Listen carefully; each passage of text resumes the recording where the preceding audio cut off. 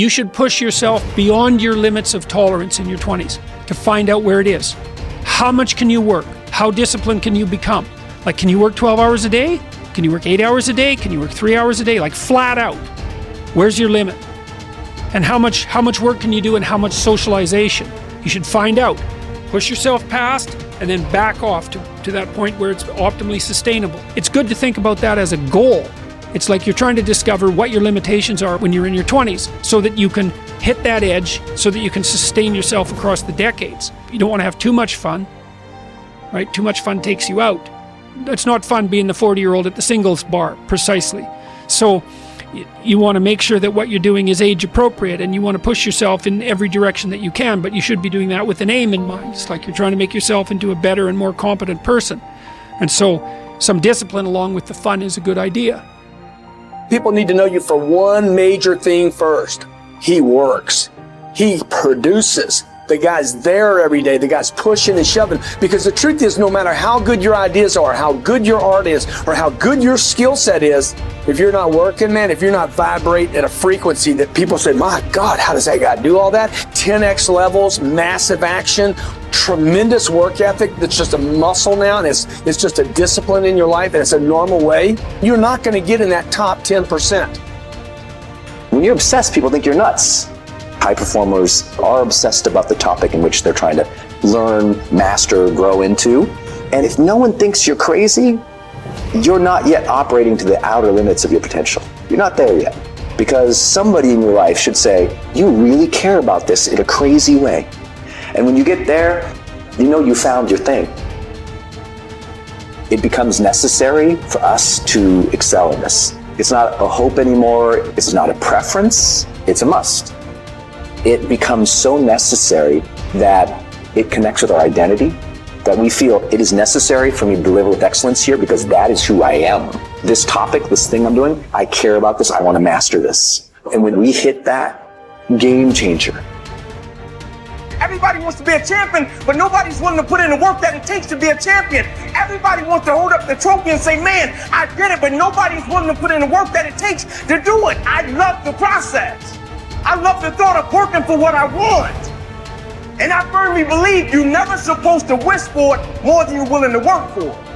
I started going to work earlier. I started being the last one to leave there. I started working harder than anybody else. The other guys could not. Why would you work so hard, Les? I've been cheating myself and my family. Wherever you are, whatever you're doing, do it with everything that you have. Develop the habit of giving more than what you're paid for. Develop the habit of setting standards that others will be measured by. Do not go where the path may lead, but go where there's no path and leave a trail. When you say to someone, you're okay because of your position, that's not good enough, because you have to say, well, wait a second, you need a trajectory. And maybe you're okay if you're okay in your position and your trajectory. But you know, the self-esteem movements and all of that will accept yourself the way you are. It's like, no, because you need a trajectory.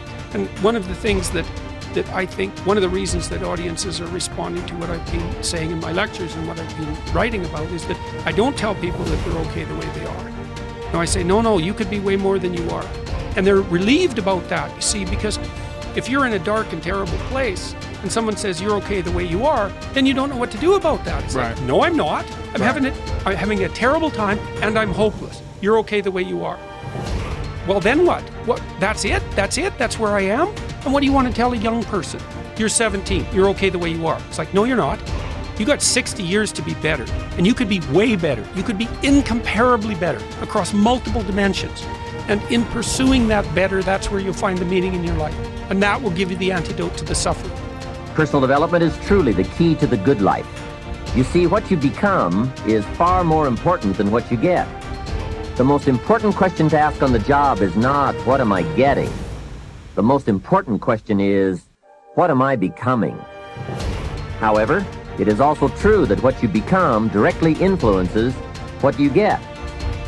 Most of what we have attracted by the person we have become. So here's the great challenge of life. You can have more than you've got because you can become more than you are.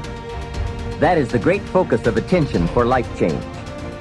Now, on the other side of the coin, it reads, unless you change how you are, you'll always have what you've got. I've discovered that income does not usually exceed personal development. Sometimes income takes a lucky jump, but unless you keep growing out where it is, it will usually come back where you are. If someone hands you $1 million, best you become a millionaire quickly, so you can keep the money. Life has strange ways. A very rich man once said, if you took all the money in the world and divided it equally among everybody, it would soon all be back in the same pockets. I guess it is hard to keep what you haven't attracted by your own personal development. Personal development, how important. Remember, the major key to your better future is you. Those are some of the things that I suggest that you begin to answer yourself. Now, here are some things that I suggest that you begin to look at working on to develop your character. Some things that will give you some personal strength. Webster says character building activities. He says character, the pattern of behavior or personality found in an individual or group. Moral strength, self-discipline, fortitude. That's what's going to be required in order to begin to manifest your greatness. Now, looking at yourself, one of the things I'm suggesting you look at, what is it that you need to be in the process of doing more of or less of? Like being more direct. So I used to have a problem of not telling people what I actually thought because I didn't want to hurt anybody's feelings. Saying no without feeling guilty. More focused. So I used to be the jack of all trades and master of none. Used to do a lot of things. One year I decided to do one thing well. I looked at all of my talents and I decided the strongest one, my ability as a speaker, that's the one I'm going to focus on. But I'm capable of doing a lot of other things. But only when I decided to focus did I begin to reap the rewards of my talent. And then after you do that, you can begin to expand and use the other talents that you have. Deciding to keep your word. If you just decide, I'm going to keep my word. If I say something, I'm going to do it regardless. Being more considerate. More trusting, more disciplined, being less fearful, being more adventurous. Find something that you can look at your life that you say, hey, I know I've got a problem in this area, being late. I need to take care of that. Procrastinating, I need to deal with that. Not taking care of business, being seriously not serious. Creating an imbalance in my life where I'm spending more time looking at television or having social fun and not spending enough time working on me. See, most people, ladies and gentlemen, spend more time working on their jobs than they spend working on themselves. They work harder on their jobs than they work on themselves. And whatever we achieve in life, whatever we create, whatever we're able to manifest comes out of the human mind.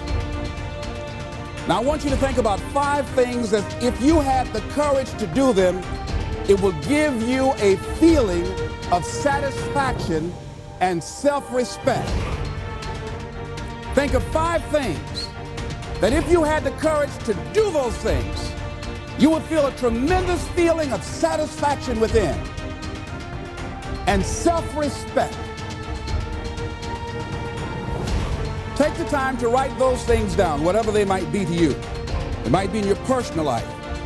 It might be in your friendships, your family relationships, might be in your business. Look at 5 things that if you had the courage to do those things, that you would do those things. A lot of people say, well, I've been like this all my life. I just can't change. This is the way I am.